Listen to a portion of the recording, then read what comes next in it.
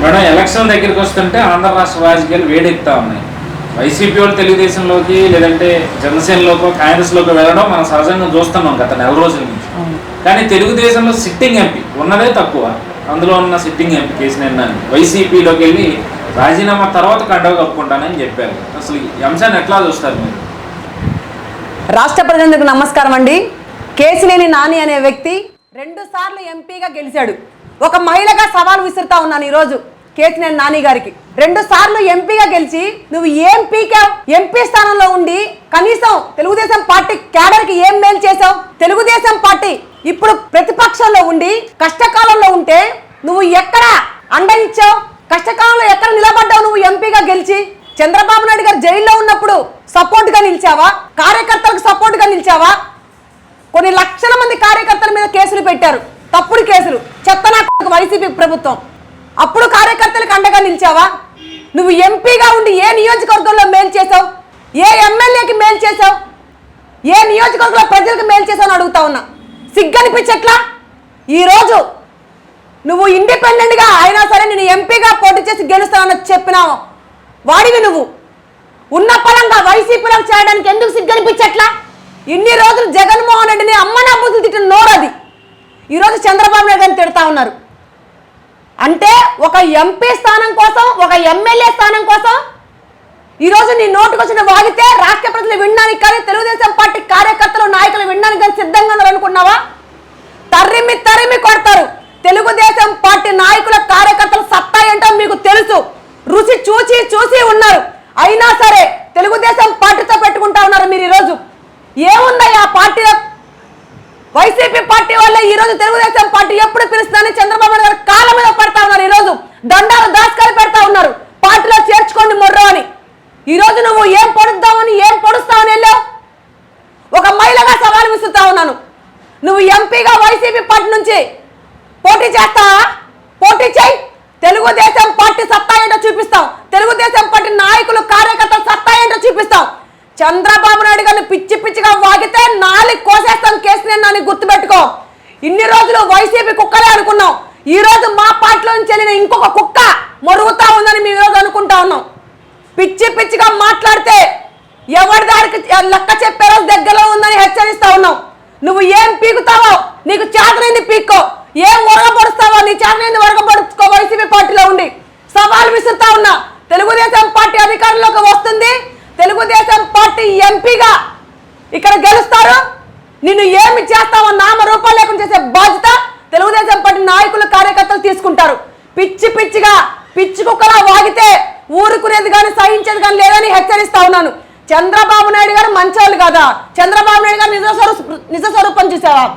ఏం చూసావురా బాబు? నువ్వు 2 సార్లు నీకు ఎంపీ సీట్ ఇచ్చినందుక ఆయన నిజ స్వరూపం చూసావు? నిన్ను గెలిపించుకున్నందుక ఆయన నిజ స్వరూపం చూసావు? నీతో పాటు 60% మంది క్యాడర్ వెనకాల వస్తా. సిగ్గనిపించట్లా మాట చెప్పడానికి? నీ వెనకాల ఏ క్యాడర్ ఉంది? దమ్ముంటే చూయించు. నీతో పాటు నీ కూతురు వచ్చింది, నువ్వు రాజీనామా చేసావు, నీ కూతురుతో రాజీనామా చేసావు, నువ్వు వెళ్ళావు, నీ కూతురు తీసుకెళ్తావు. నీ వెనకాల ఏ ఒక్క తెలుగుదేశం పార్టీ నాయకులు కానీ కార్యకర్తలు కానీ నీ వెనకాల రారు, గుర్తుపెట్టుకో. 60% క్యాడర్ వస్తుందా? ఏం మాట్లాడుతా ఉన్నావు? తెలుగుదేశం పార్టీ కార్యకర్తలు అంటే అల్లట పర్ఫార్మెన్స్ అనుకుంటా ఉన్నావా? నాయకులు పార్టీల కోసమో పదవుల కోసమో డబ్బు సంపాదించుకోవడం కోసమో అహంకారం మదంతోనో వేరే పార్టీలకు చేరొచ్చు. తెలుగుదేశం పార్టీ నిక్కచ్చని కార్యకర్తలు ఉన్నారు ఇక్కడ. నాయకులంతా మాత్రం తెలుగుదేశం పార్టీ కార్యకర్తలు వెళ్ళాలని రూల్ ఏమీ లేదు.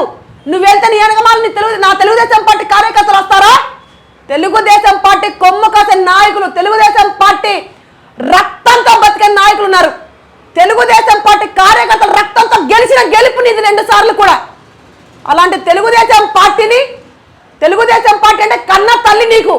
అలాంటి కన్న తల్లిని కావద్దని ఈరోజు ఒక సైకో పరిపాలనలోకి, ఒక చెత్త పరిపాలనలోకి, దాచుకునే పరిపాలనలోకి, ఆంధ్ర రాష్ట్రాన్ని సర్వనాశనం చేసిన పరిపాలనలోకి, ఎక్కడ పాడితే అక్కడ అవినీతికి పాల్పడ జగన్మోహన్ రెడ్డి ప్రభుత్వంలో చేరావు నువ్వు. ఈరోజు నువ్వు చేసిందే పెద్ద తప్పు.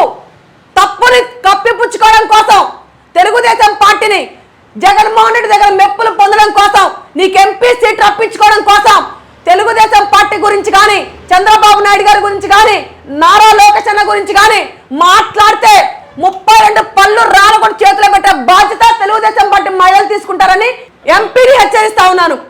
లోకేష్ గారి గురించి కూడా ఆయన చాలా ఇదిగా మాట్లాడిన పరిస్థితి. ఏ అర్హత ఉందని ఎమ్మెల్యేగా ఓడిపోయినాడు, పాదయాత్ర చేశాడు, లేదంటే ఏ అర్హత ఉందని చెప్పి ఈ పార్టీని రూలింగ్ చేస్తాడు, ఓడిపోయిన ఎమ్మెల్యే నేను గెలిచిన ఎంపీని, నాకు ఆయనకి సంబంధం ఏంటన్నట్టుగా మాట్లాడినాను. అది ఎట్లా చూస్తుంది? సిగ్గనిపించట్లా కేసీఆర్ నాని ఈరోజు చంద్రబాబు నాయుడు గారు ఆ తర్వాత లోకేష్ గారు యువగరం పాదయాత్ర చేస్తా ఉంటే సక్సెస్ఫుల్ గా జరుగుతుందని దండాలు దాచుకాలు పెట్టి నీ అంత తోపు తురుము లేరని చెప్పిన మొహం నీది, నోరు నీది. ఈ రోజు నారా లోకేష్ బాబు గారు యువగరం పాదయాత్ర చేసే ప్రతి ఒక్క క్యాడర్ని కూడా అభినందించిన రోజులు సందర్భాలు మర్చిపోయావా? తెలుగుదేశం పార్టీ నిలబెట్టింది, ఈ రోజు ప్రజల్లోకి తీసుకెళ్లింది నారా లోకేష్ బాబు గారు అని చెప్పిన నోరు నీది. ఈ రోజు ఏమైపోయింది? గెలిచిన ఎంపీవై నువ్వేం పీకా? నారా లోకేష్ బాబు గారు చేసే సేవలు నీది ఎంత, నీ బతుకెంత, నీ స్థాయి ఎంత?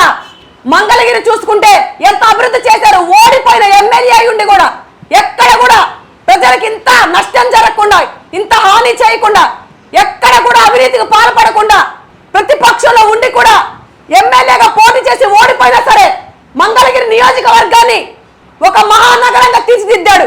నువ్వు ఎంపీ అయ్యుండి ఏం పీకావు, ఏం చేశావు, ఏం వర్గపరిచావు? సిగ్గు శరం లేకుండా మాట్లాడుతా ఉన్నావు. ఈ రోజు తిండిలో వాస లెక్క పెట్టి రక్కవు నువ్వు, చిప్పళ్ళు తిన్న చిప్ప కాలుతుందని రక్కవు నువ్వు. సిగ్గుందా నీకు కేసీఆర్ నాని? పిచ్చి పిచ్చిగా వాగుతున్నావు, దానికి భారీ మూల్యం చెల్లించుకుంటావు. ఇన్ని రోజులు నా తెలుగుదేశం పార్టీలో ఉండి తెలుగుదేశం పార్టీకి కొమ్మగాసి తెలుగుదేశం పార్టీ పెట్టిన భిక్ష వల్ల చంద్రబాబు నాయుడు గారు కాళ్ళ ఎలా పడితే నువ్వు 2 సార్లు ఎంపీగా గెలిచి చంద్రబాబు నాయుడు గారు దయా దాక్షణ్యాల వల్ల నువ్వు ఈరోజు అంత సంపాదించుకొని ఉన్నతమైన శిఖరాలకు ఎదిగి నీ కూతురు రటంటాడ దగ్గర ఉద్యోగం చేయడం గల కారణం కానీ, నీ కూతురికి మంచి భర్త రావడం గల కారణం కానీ, నువ్వు 2 సార్లు ఎంపీ అవడం గల కారణం, పూర్తిగా ఆంధ్ర రాష్ట్రంలో నీకు గౌరవాన్ని దక్కించిన ఏకైక పార్టీ తెలుగుదేశం పార్టీ, ఏకైక వ్యక్తి దట్ ఈస్ చంద్రబాబు నాయుడు గారు. అలాంటి వ్యక్తిని పట్టుకొని నువ్వు పిచ్చి పిచ్చి కూతలు, పిచ్చ పిచ్చ కూతలు, కారు కూతలు కూస్తా ఉన్నావు. ఒక కాకల్లే రెక్కలు 2 ఇరి చేసే రోజు దగ్గరలోనే ఉంది, కాళ్ళు 2 నలిపేసే రోజు దగ్గరలోనే ఉంది. గుర్తుపెట్టుకో, పిచ్చి పిచ్చిగా వాగితే పెద్ద ఆయనాన్ని కూడా గౌరవించకుండా ఈరోజు జగన్మోహన్ రెడ్డి తొత్తు కింద కాళ్ళ కింద బానిసగా కుక్కలాగా బతకడానికి వెళ్ళావు. అట్లాగే బతుకు. నువ్వు వెళ్ళిన పార్టీ గురించి ఏమైనా పని చేసుకుంటే చేసుకో. ప్రతిపక్ష నేతగా ఉన్న నాయకుడి గురించి కానీ, ఇన్ని రోజులు మా పార్టీలో ఉండి బతికొచ్చిన బతుకుని మర్చిపోయి చంద్రబాబు నాయుడు గారిని కానీ లోకేష్ గారిని కానీ పిచ్చి పిచ్చిగా కారు కూతలు కూస్తే పిచ్చి కొట్టుడు కొట్టే రోజు దగ్గరలో ఉందని హెచ్చరిస్తా ఉన్నాను.